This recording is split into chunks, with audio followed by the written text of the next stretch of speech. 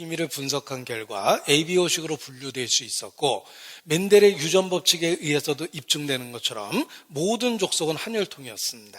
인류는 한 어머니에서 탄생했고, 인류는 한 여자로부터 왔고, 미토콘드리아 유전인자가 모녀간에만 내리는데 전 세계 147명의 산모의 태반을 수집 분석한 결과 인류의 조상이 하나라는 결정적인 증거를 얻어냈어요. 그것을 뉴스위크에서 독점 보도하게 됩니다.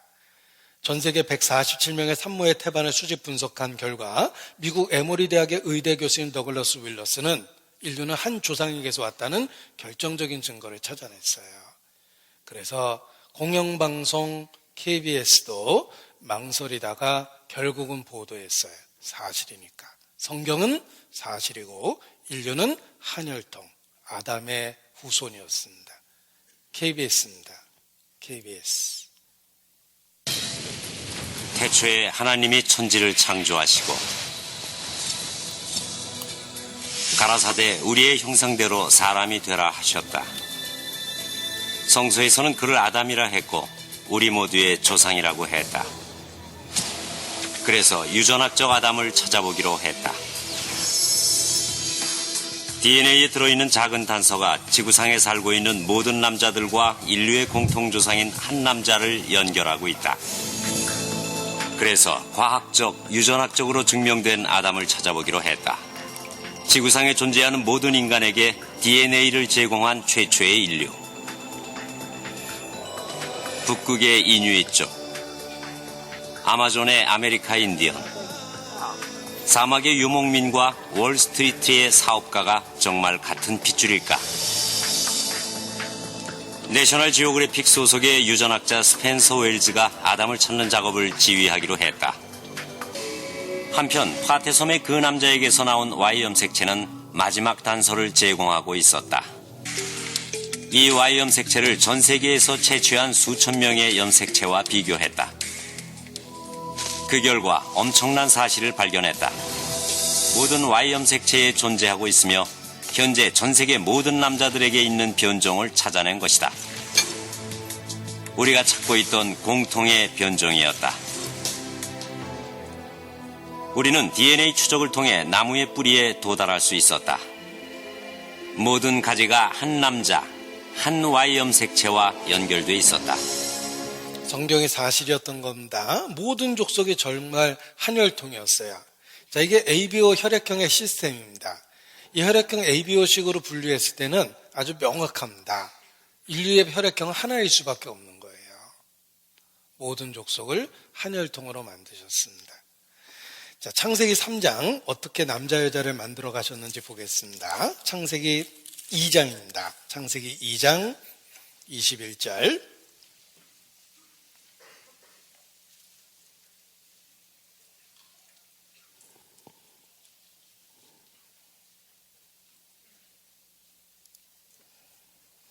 창세기 2장 21절. 여호와 하나님이 아담을 깊이 잠들게 하시니 잠들매 그가 그 갈빗대 하나를 취하고 살로 대신 채우시고 여호와 하나님이 아담에게서 취하신 그 갈빗대로 여자를 만드시고 그를 아담에게로 이끌어 오시니 아담이 가로되 이는 내 뼈 중에 뼈 살 중에 살이라 이것을 남자에게 취하였은즉 여자라 칭하리라 하니라. 자, 아담이 얼마나 깊이 잠들었으면 갈빗대 하나를 빼도 몰랐답니다. 심슨이라는 사람이 이 성경을 읽다가 하나님이 깊이 잠들게 하는 물질이 깊이 잠들게 하셨다면 그런 물질이 있을 거라는 걸 알았어요. 에스겔서를 읽다 보니까 그 잎사귀가 약재료가 된다는 말씀이 있었습니다. 자연에서 깊이 잠들게 하는 물질을 찾아냈어요. 클로로포름을. 그래서 고통 없는 수술을 받게 된 겁니다. 크리스찬이 했던 위대한 일 중에 하나는 마취제의 발견이에요. 성경을 근거로 자연에서 찾았거든요. 그것이 바로 클로로포름입니다. 그리고 한 외과 의사는 이 구절을 통해 하나님을 믿게 됩니다. 하나님이 갈빗대 하나를 취하고 살로 대신 채우셨다. 외과적 수술 이후에 우리 몸에 빈 공간이 있으면 치명적이랍니다. 주변 세포가 괴사되기 때문에 아주 치명적입니다. 외과적 수술 이후에 절대로 우리 몸에 공간이 있으면 안 됩니다. 하나님은 최고의 의사죠. 살로 채우셨어요. 이런 구절은 창조주만이 할 수 있는 말씀이다라는 생각이 들었고 성경을 관심 있게 보면서 믿는 사람이 됐다고 고백을 합니다. 또 갈빗대로 여자를 만들었다고 그랬는데 여러분 사람 몸의 뼈는 전체적으로 206개라고 이야기합니다. 시간 날 때 한번 이렇게 세보세요. 206개인데 참 신기한 게 있습니다. 이 머리 두개골은 통뼈처럼 보이지만 22개의 조각이 맞은 거예요. 22개의 조각인데 바늘 하나 안 들어가죠. 뇌는 바늘 하나 들어가면 안 되기 때문에 그래요. 22개의 뼈가 전혀 공간 없이 딱 들어맞아 있어요. 그런데 갈비뼈는 중간중간 공간이 있죠. 왜냐하면 내장, 장기는 움직여야 되기 때문에 공간을 확보해야 돼요. 그래서 중간중간 공간을 확보했고 움직일 수 있도록 게다가 갈비뼈는 누르면 앞에가 들어가요. 연골이에요. 안에 장기가 움직일 수 있는 여유를 주신 거예요. 이 설계된 겁니다. 더 놀라운 것은 우리 몸에 있는 뼈 중에 24개가 갈비뼈예요. 12쌍이니까. 갈비뼈만이 다시 잘라내면 유일하게 자랄 수 있답니다. 하나님은 갈비뼈로 여자를 만드셨어요. 이것이 이제 우리 시대에 확인된 사실인데, 자, 우리 모두 아담과 이브의 이야기를 알 것입니다. 사람 몸에는 206개의 뼈가 있고 갈비뼈가 24개인데 206개의 뼈는 참 다양합니다. 이 뼈를 하나하나 분석해보면 용도에 맞게 존재하고 있다는 걸 알게 되는데 마치 건물을 지을 때 나무의 크기가 용도에 따라 다른 거와 우리 뼈가 똑같답니다. 그리고 여기 흉골 자루라는 게 있는데 이 남자 넥타이 모양하고 똑같아요. 이 넥타이가 우리 인체하고 잘 어울리는 디자인이기 때문에 자연스럽게 보이는 거예요. 왜냐하면 이 속에도 흉골 자루라는 같은 모양의 뼈가 있기 때문에 그렇습니다. 그리고 앞에 갈비뼈는 연골 형태이기 때문에 누르면 들어가서 안에 장기가 움직일 수 있는 여유를 줍니다. 그중 오직 갈비뼈만이 제대로 수술하여 잘라내면 다시 자랄 수 있는 유일한 뼈랍니다. 신기하죠? 갈비뼈로 여자를 만드셨어요. 이 성경이 사실을 우리에게 알려주는 겁니다. 이 아담과 하와가 살았던 것은 에덴 동산인데 사람들은 에덴 동산을 신화나 전설처럼 생각합니다. 동양의 무릉도원, 서양의 유토피아 파라다이스 같은 전설이라고 생각합니다. 유토피아는 존재하지 않는 이런 뜻이에요. 에덴 동산은 유토피아가 아닙니다. 실제로 존재했던 곳이에요. 어디에 있었는지 정확하게 주소가 기록되어 있습니다. 그것도 도로명 주소로 기록되어 있어요. 한번 보죠. 창세기 2장 10절에 에덴 동산의 주소가 정확하게 기록되어 있습니다. 에덴 동산을 한번 찾아보겠습니다. 2장 10절 강이 에덴에서 발안하여 동산을 적시고 거기서부터 갈라져 네 근원이 되었으니 첫째 이름은 두만강이라. 두만강은 아니죠. 비손이라. 금이 있는 하웰라 온 땅에 둘렀으며 그 땅의 금은 정금이요 그곳에는 베델리엄과 호마노도 있으며 베델리엄과 호마노는 진주 종류예요. 둘째 강의 이름은 기온이라. 그 온 땅에 둘렸고 셋째 강의 이름은 히데겔이라. 아수르 동편으로 오르며 넷째 강의 이름은 유브라데더라 라고 되어 있습니다. 자, 에덴 동산에 4개의 강이 있었습니다. 그 중에 세 번째와 네 번째는 지금도 있어요. 히데겔이라는 말은 영어로 티그리스고 유브라데라는 말은 영어로 유프라데스입니다. 지금의 이라크예요. 그 이라크를 옛날 이름으로 메소포타미아라고 그러는데 메소포타미아라는 말의 뜻은 두 강가 사이라는 뜻입니다. 바로 유프라데스와 티그리스입니다. 여기가 인류 문명의 발상지라고 이야기하는 오리엔트예요. 인류는 오리엔트에서 출발했는데 에덴 동산이 여기 있었습니다. 한 가지 이상한 건 강이 4개라고 되어 있는데 지금은 2개밖에 없다는 거예요. 성경은 2개의 강이 지하로 내려갔다고 이야기합니다. 이쪽이 사우디아라비아인데 사우디아라비아의 지하에 거대한 강줄기가 있습니다.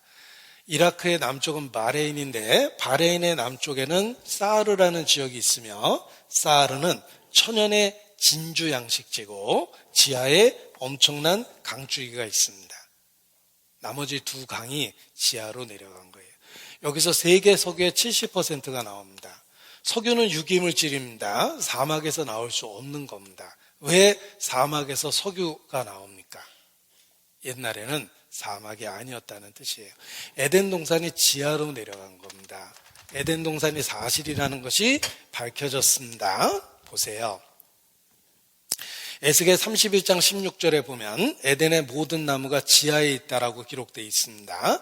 영어 번역이에요. 에스겔 31장 16절에 에덴의 나무들이 땅의 깊이 지하에서 위로받고 있다 이렇게 되어 있죠. 또 에스겔 31장 18절에도 에덴 나무와 함께 지하에 내려갈 것이다. 에덴 동산이 지하로 내려갔다는 구절이 있어요. 거기서 세계 석유가 나옵니다. 제가 학교 다닐 때 석유가 3학점짜리로 국제자원론이라 해서 배우는데 그때 배웠던 내용 중에 들어있습니다. 시추봉을 꽂으면 엄청난 압력으로 빵 하고 터집니다. 기계장치 없이 석유가 솟구쳐 나와요. 엄청난 압력으로 들어있다는 건 절대로 만년이 될 수 없답니다. 왜냐하면 만년 이상이 됐을 때는 압력이 지표 사이로 빠진대요. 석유가 시추될 때 굉장한 압력으로 들어있다는 건 오래되지 않았다는 뜻이에요. 에덴 동산이 지하로 내려갔습니다. 에덴 동산은 신화나 전설이 아닙니다. 에덴 동산이 사실이라는 것을 많은 학자들이 입증을 하고 매스컴도 탔어요. 보세요. 에덴 동산. 성서의 에덴 동산은 어디에 있었을까? 바로 이곳이다. 지하에 강줄기를 찾아냈는데 바레인의 고대 도시 사하르, 성경 내용과 똑같습니다. 에덴은 어디인가? 지중해 깊은 곳에 잠겼을까? 홍수 이후 지각 변동으로 묻혔는데 에덴 동산은 메소포타미아에 있었다고 월간과학은 말하며 역사적 사실의 반영이라고 이야기합니다.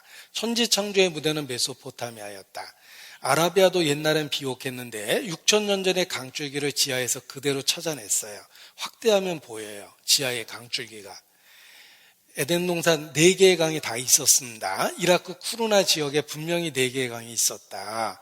여기가 유프라데스, 티그리스, 사우디아라비아, 바레인 쪽에 또 하나의 강줄기가 있고 여기서 세계 석유의 70%가 나옵니다. 석유가 어디서 나오는지 조사해 봤더니 강줄기를 따라서 석유가 형성되고 있어요. 에덴 동산의 강을 발견했다. 이라크 쿠르나, 낙조시스라 에덴 동산 옛날 자리며 에덴 동산은 지금의 페르시아만, 잃어버린 강 비손의 흔적을 발견했고 자린교수 팀은 화석화되어 있는 강을 발견했다.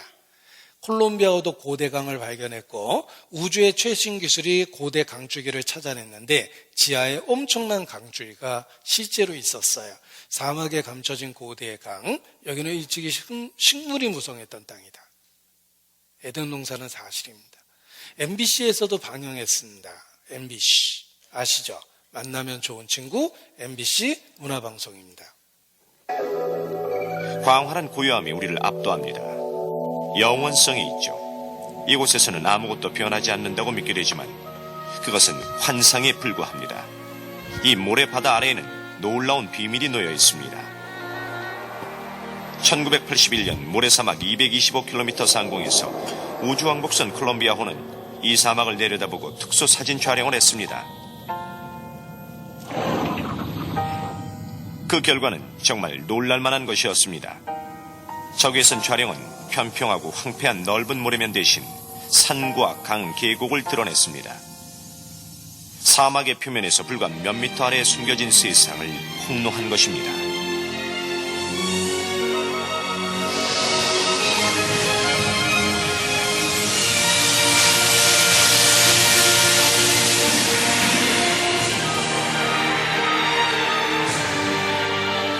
한때 푸른 강구와 초원을 가진 비옥한 사바나 지역이었음이 드러났습니다. 지금은 모래로 덮여있는 그 중동의 그 지역이 그 옛날에 에덴 동산이었다는 것입니다. 그래서 거기서 석유가 그렇게 많이 나오는 거예요. 석유 한 방울 안 나는 우리나라에서는 기름 1리터에 1,200원 정도. 그러나 원유 생산국인 이 나라에서는 기름 1리터에 우리 돈 10원입니다. 이 사람 표정 보세요. 팔아도 안 남아 그러고 있잖아요. 자, 에덴 동산은 사실입니다. 지금은 후세대를 교육하는 교육방송에서 다뤄요. 에덴 동산은 역사이기 때문에 그렇습니다. EBS입니다. 교육방송입니다. 저 봉우리 넘어 정동쪽에 에덴 동산이 있을 것입니다. 하지만 낙원을 향해 떠나기 전에 제대로 찾은 건지 확인하기 위해 다시 한번 창세기의 단서들을 살펴봅니다. 여기가 에덴이라면 나머지 두 개의 강인 기혼과 피손도 찾을 수 있어야 합니다. 그리고 쿠시와 하윌라의 땅과 에덴 동산의 강도 찾을 수 있어야 합니다. 여기 에덴의 땅과 그 주변 지역을 촬영한 위성 사진을 보도록 하죠. 우르미아라고 알려진 큰 호수 동쪽, 즉 성경에 나오는 것처럼 에덴의 동쪽에 북쪽과 남쪽이 높은 산들로 둘러싸인 길고 비옥한 계곡이 있습니다. 거대한 규모의 담이 쳐진 페르시아식 정원인 셈이죠. 그 계곡의 서쪽 끝은 호수의 습지가 둘러싸고 있습니다. 그리고 동쪽 끝에는 바깥 세계로 향하는 동쪽 관문인 고개가 있죠. 관문을 따라 강이 흐릅니다. 호수로 흘러들어가는 이 강이 바로 에덴 동산의 강이죠. 계곡의 북쪽에는 아라스 강의 지류들이 흐르는 비옥한 땅이 있습니다. 그런데 아라스 강에는 또 다른 이름이 있습니다. 7세기경 이슬람 세력이 페르시아를 침략했을 때 아랍 지리학자들은 이 강을 가이훈이라고 불렀죠. 성경에 따르면 기혼은 쿠시의 땅을 가로질러 흐릅니다. 초기 기독교 학자들은 그 지역을 아프리카의 쿠시라고 결론 내렸죠. 그런데 놀랍게도 가이훈 강이 흐르는 이 지역의 옛 이름 또한 쿠시입니다. 그리고 저기 있는 저 산은 지금도 쿠샤다그, 즉 쿠시의 산이라고 불리죠. 가이훈이 성경의 기혼이라는 것과 이곳이 창세기에 나오는 진짜 쿠시의 땅이라는 데에 거의 의심의 여지가 없습니다. 자, 이와 같이 에덴 동산의 이야기도 역사라는 걸 입증되었다는 것입니다. 성경은 사실입니다. 자, 이 아름다웠던 에덴 동산에서 왜 인류가 쫓겨난 것일까? 성경에 최초의 범죄에 대한 이야기가 기록되어 있습니다. 창세기 2장 9절에 보면 2장 9절 여호와 하나님이 그 땅에 보기에 아름답고 먹기에 좋은 나무가 나게 하시니 동산 가운데에는 생명나무와 선악을 알게 하는 나무도 있더라. 동산 중앙에 선악과와 생명나무가 있었습니다. 어떤 분은 선악과 왜 만들었냐고 따지는데 기억할 것은 생명나무도 만드셨다는 거예요. 생명나무 왜 만들었냐고 따지는 분은 없습니다. 인간은 선택의 기회를 가졌던 거예요. 먹으면 죽는 선악과와 생명나무가 있었습니다. 16절 여호와 하나님이 그 사람에게 명하여 가라사대 동산 각종 나무의 실과는 내가 임의로 먹되 선악을 알게 하는 나무의 실과는 먹지 마라. 내가 먹는 날에는 정령 죽으리라. 선악과만 먹지 말라고 그랬는데 인간이 금단의 열매 선악과를 먹고 하나님 앞에 범죄하고 쫓겨났던 것입니다. 자, 하나님은 동산 모든 나무의 실과를 허락하시고 선악과만 금하셨습니다. 사탄은 항상 하나님이 금한 그것에 집중하게 만들고 하나님과의 관계를 이간질하며 범죄하게 만듭니다. 그것이 오래된 사탄의 역사예요. 사탄은 히브리 말입니다. 이걸 그리스 말로는 디아볼로스라고 그러고 우리말로는 마귀라고 그래요. 그래서 사탄, 마귀 같은 뜻입니다. 여기 종이 한 장이 있고 점을 하나 찍었습니다. 무엇이 보입니까? 라고 물어보면 사람들은 점이 보인다고 얘기하지만 사실은 흰 여백이 훨씬 더 많습니다. 사탄은 잘못된 것에 집중하게 만들어서 전체를 못 쓰게 만드는 거예요. 하나님은 동산 모든 나무의 실과를 주셨고 선악과만 금하셨는데 사탄은 하나님이 금하신 그것에 집중하게 만들고 인간과 하나님의 관계를 이간질하고 범죄하게 만든 겁니다. 그것이 오래된 사탄의 역사입니다. 왜 인간이 에덴 동산에서 쫓겨났는지 성경 그 이야기를 하고 있습니다. 보십시오. 아담 하와가 행복하게 살았습니다. 동산 가운데는 생명나무와 선악을 알게 하는 나무의 실과가 있었습니다. 선악과 먹으면 죽는다고 하나님이 무섭게 경고하셨습니다. 하나님은 먹지 말라. 정령 죽으리라 경고하셨는데 사탄은 하나님의 말씀을 반대로 이야기합니다. 먹으라고 유혹합니다. 예뱀, 그 마귀라고도 하고 사탄이라고도 하는 혼천하를 꾀는 자, 그가 여자를 유혹합니다. 굉장히 달콤하게 불렀을 거예요. 사모님 하고 다정하게 불렀을 겁니다. 그리고 하나님은 먹으면 죽는다고 분명하게 경고하셨는데 마귀는 하나님의 말씀을 반대로 이야기합니다. 먹어라. 결코 죽지 아니하리라. 하나님의 심판을 부정해 버리는 겁니다. 성경에 있는 최초의 거짓말이에요. 뱀의 유혹을 받고 여자는 선악과를 먹게 됩니다. 잡숴봐 하니까 선악과를 먹었어요. 그리고 남편에게도 줍니다. 하나님과의 관계 사이에 죄가 들어왔습니다. 하나님과의 관계 속에 죄가 들어온 거예요. 그래서 그림으로 그려보면 이렇게 된 겁니다. 하나님과 우리 사이에 죄가 들어왔어요. 그래서 서양 사람들은 죄를 이렇게 정의합니다. 죄란 하나님과의 깨어진 관계다. Sin is a broken relationship with God. 하나님하고의 관계가 깨졌다. 이것이 현재 인류의 모습이에요. 이사야서 59장 찾겠습니다. 왜 이런 말씀을 하셨는지 알게 됩니다. 이사야서 59장 1절부터 보겠습니다. 1038페이지 이사야서 59장입니다.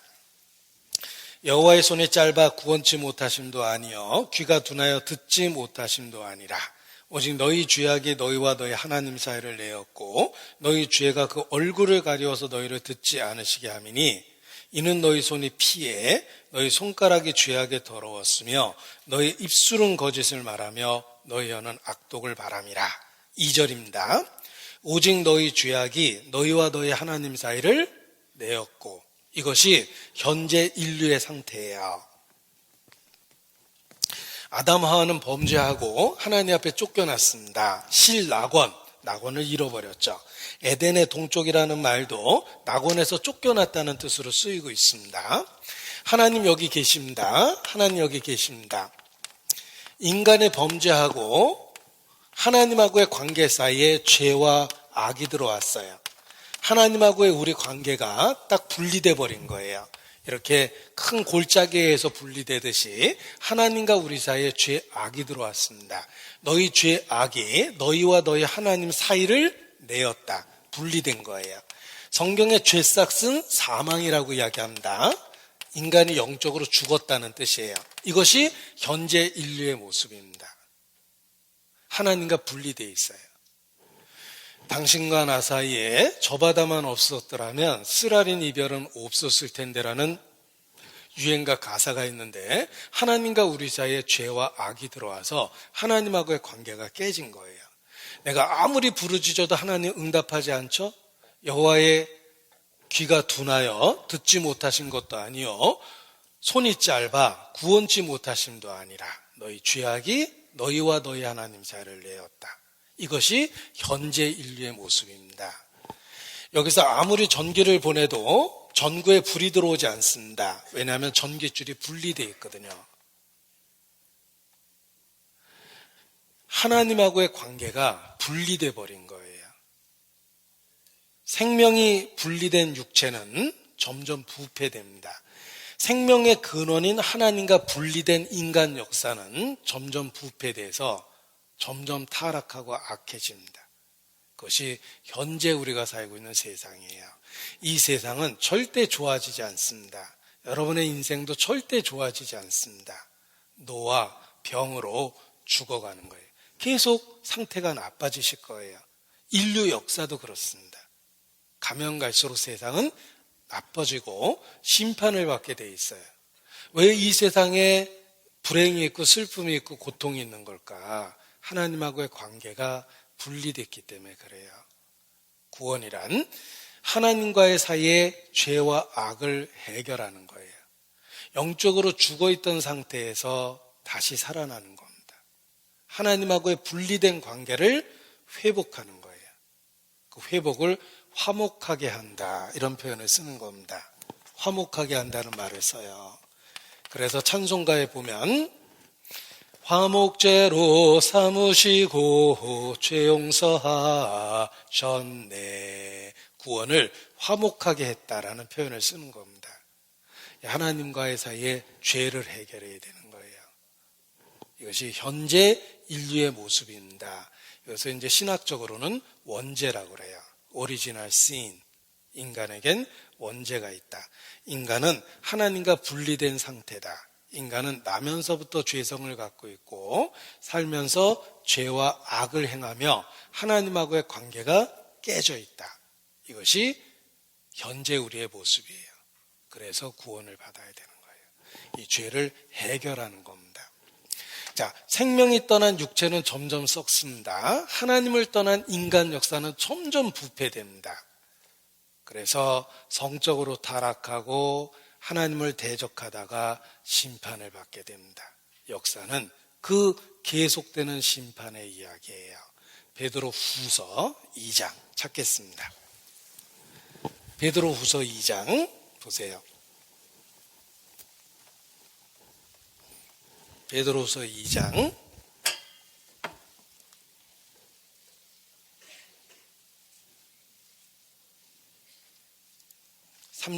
5절입니다. 베드로후서 2장 5절.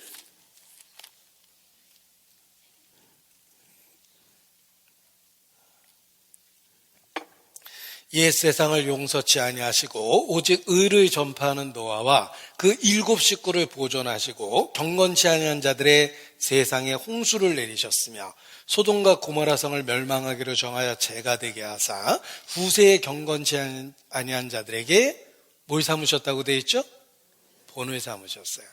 자, 노아 시대 큰 홍수로 세상을 심판하셨는데 후세에 경건치 아니한 자들에게 본을 삼으신 거예요.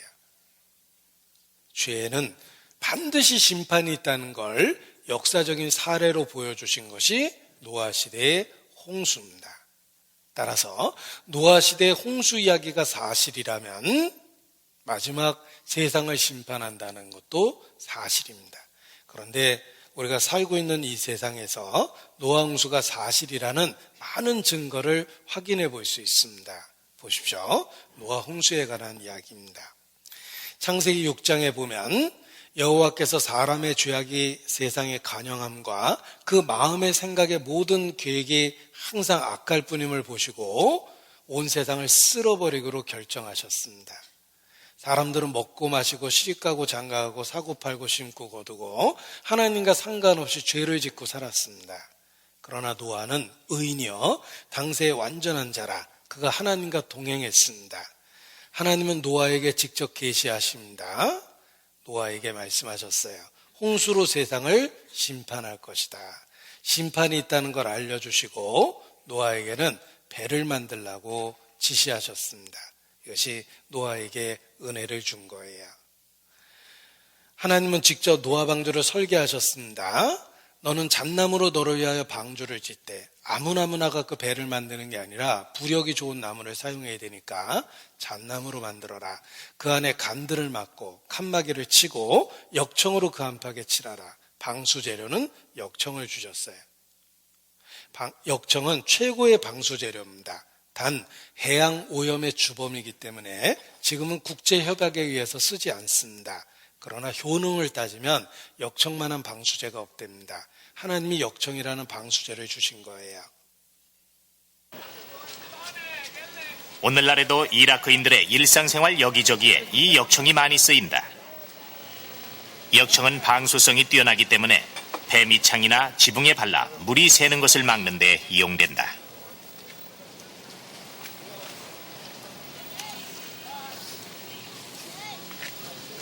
자, 지금도 이렇게 역청을 방수제로 사용합니다. 하나님이 직접 설계하셨어요. 약 14m 정도 높이 되는 7층 정도 빌딩 되는 그런 그 배를 직접 설계해 주셨습니다. 이게 하나님이 설계하신 내용이에요. 배를 만든 게 아니라 방주를 만들었다는 건 떠있는 믿음의 도구를 만든 거예요. 배는 키와 닷이 있거든요. 노아는 방주를 만들었어요. 하나님이 직접 설계해 주신 대로 방주를 만들었는데 놀랍게도 황금 비율입니다. 30-40m 파도에도 절대 넘어지지 않는 황금 비율이래요. 하나님이 설계했으니까. 끝으로 믿음의 가장 큰 걸림돌. 방주 자체에 대한 궁금증이다. 과연 나무로 만든 방주가 지구 대격변으로부터 안전했을까? 실제로 실험을 해봤다. 1992년 한국해양연구원에서 방주의 안정성을 실험한 것이다. 선박의 안전에 가장 중요한 3가지 요건, 구조적 안정성, 복원성, 내향성을 테스트했는데 결론은 성경에 기록된 방주의 비율 10대 1.7대 1이 가장 안전한 값이라는 것이었다. 이 방주는 30m 쓰나미에도 안전하다는 결과가 나왔다. 자, 하나님이 설계했기 때문에 이런 완전한 배를 만들 수 있었던 것입니다. 그리고 방주가 완성되었을 때 하나님이 그 문을 닫아버리셨습니다. 그리고 일주일 있다가 비가 왔어요. 사람들은 비웃었습니다. 비가 오지 않았던 시절에 산꼭대기에 배를 만든 노아를 비웃었어요. 그러나 곧 비웃을 수 없게 됩니다. 비가 내리기 시작했어요. 그제서야 두려움이 생겼고 방주로 달려갔습니다. 그러나 한 번 닫힌 구원의 문 결코 다시 열리지 않습니다. 다 죽었어요. 노아와 그의 가족 외에는 다 죽었습니다.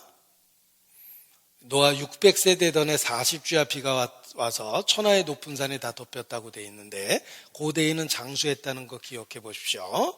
그리고 모든 사람이 죽게 됐어요. 모든 높은 산이 덮였고 7월 곧그달 17일에 방주가 아라랏산에 머물렀다. 날짜도 기록되어 있는데 1부터 17까지 다 더하면 153입니다.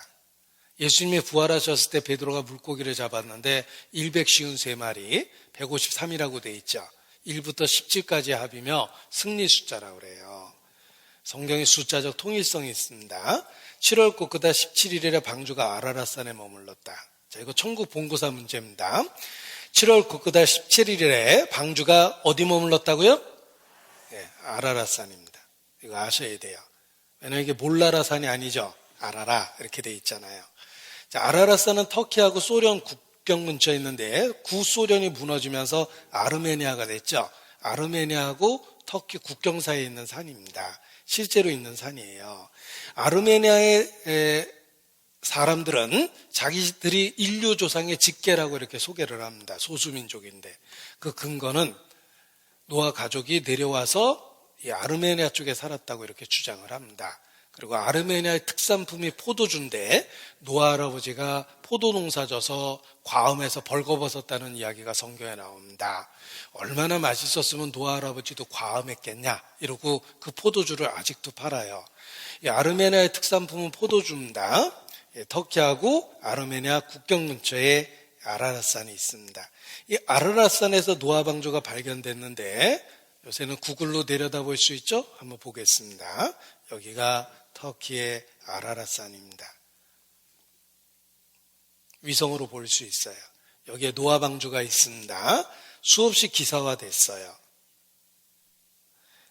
자, 아라랏산이 있습니다. 실제로 터키하고 아르메니아 국경 사이에 있는 산입니다. 노아의 방주가 묻힌 곳이다. 그런데 히브리 원어를 보면 아라랏산 들이라고 되어 있어요. 복수형으로. 그래서 영어도 복수형을 땁니다. 왜 복수형으로 기록되어 있을까? 가보면 압니다. 2개의 봉우리로 되어 있는 쌍둥이 산이기 때문에 항상 복수형으로 불립니다. 이 산이 맞다는 거예요. 이 아라랏산의 노아 방주가 얼음 속에 있습니다. 늦여름 가뭄이 들면 얼음이 녹기 때문에 노출이 됩니다. 노아 방주를 목격했다는 목격자들이 수도 없이 많고 이 산은 전통적으로 노아 방주가 머무른 곳으로 알려져 있어요. 이 얼음 속에 노아의 방주가 있습니다. 1차 대전 중에 러시아 공군기가 배의 잔해를 목격했다고 이야기하는데 길이 140m의 거대한 배 화석이 아라랏 산정 얼음 속에 있습니다. 노아의 방주 아라랏 산정 얼음 속에 있다. 나사 인공위성 사진 분석이 발달이 되어 성서학자 종교단체 앞다퉈 현지 탐험을 서두르고 있다. 인공위성과 성서의 신비, 노아의 방주는 사실이었다. 노아의 방주는 실제로 있었다. 노아의 방주를 찾았는데 노아에 대해 홍수 증거 찾았다. 이 사람은 러시아 공군기의 조종사고, 이 사람은 제임스 어윈이라는 우주 비행사며 각각 노아 방주를 목격했다고 이야기합니다. 대홍수의 결정적인 증거가 있다. 노아의 홍수는 실제로 발생했고, 페르난도 나바라는 사람은 직접 올라가서 방주의 일부분을 잘 나와서 전문가의 고증을 얻은 결과 노아 시대의 제목임에 틀림없다는 고증을 얻어냈어요. Frozen Noah's Ark, 얼어있는 노아의 방주, Timber from the Ark, 방주에서 나온 제목인가 기자회견도 하고 있습니다. 책도 발간했죠? 금세기 최고의 발견이다. The greatest discovery of our time. 여러 책들이 발간됐는데 터키에 가면 이와 같은 소책자, 팜플렛, 리플렛이 가득합니다. 노아 방주는 관광 상품이에요. 그래서 늦여름 가뭄이 들면 얼음이 녹기 때문에 많은 관광객이 쏟아져 들어온답니다. 얼음이 녹을 때 방주가 노출되는 경우도 있고, 희미해 보이는 사진이지만 가로 세로 높이가 성경하고 똑같으며 좌표 계산이 돼 있어요. 얼음이 녹으면 보입니다. 좌표 계산이 돼 있다고 그랬죠? 그래서 늘 지켜보는데 컴퓨터로 모핑해 보면 안에 있는 물건이 드러나는데 거대한 배의 화석입니다. 노아의 방주는 사실이에요. 사진에 찍혔던 적도 있습니다. 정확한 위치가 있고, 이 위치를 좌표를 계산해서 뷰 포인트, 관측 가능한 곳을 정해놓고 1년 내내 카메라가 돌아갑니다. 얼음 녹기만 기다린대요.